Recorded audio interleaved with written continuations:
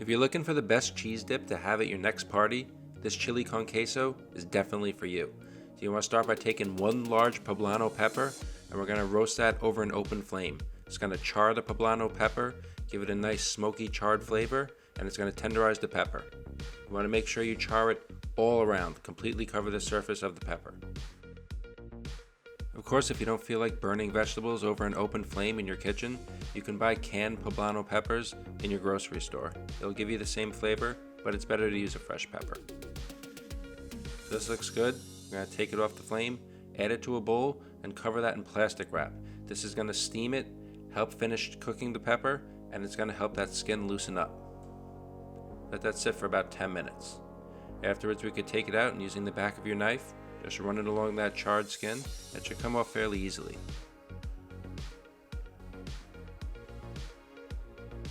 Cut off the stem and the seed pod here, and just finish taking off all that charred skin.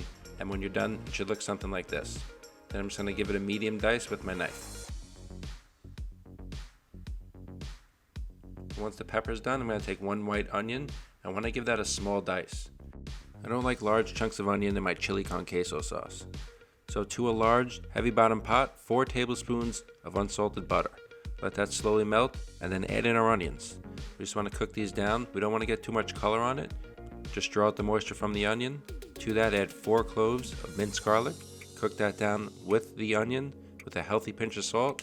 Again, just to cook it down, just to draw out the moisture. Once the onions are softened, we'll add 200 grams of tomato.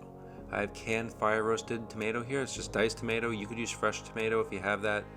Any type of tomato will do. You just want that sweetness. Bring back our poblano peppers. Add that with the tomato, onion, and garlic. And just let those flavors come together. Let that stir. Turn the heat down to low. And while this is going, we'll prepare the queso for our chili con queso here. So I have 7 to 8 ounces each of mild cheddar and a pepperjack cheese. You could use any combination of cheeses you like. Just make sure you have the cheddar. Just grate that down with a box grater. Make sure you use a block of cheese.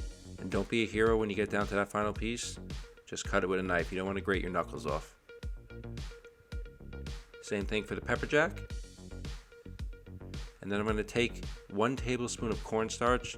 I'm going to coat the shredded cheese with that. And what this is going to do is it's going to help the cheese sauce from becoming grainy. Cheese is going to melt evenly. It's going to thicken it up. And you won't have a broken, grainy cheese sauce.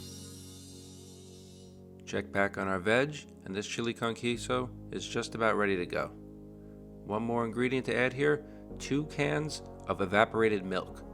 And the protein in the evaporated milk is really going to give this chili con queso that velvety smooth texture.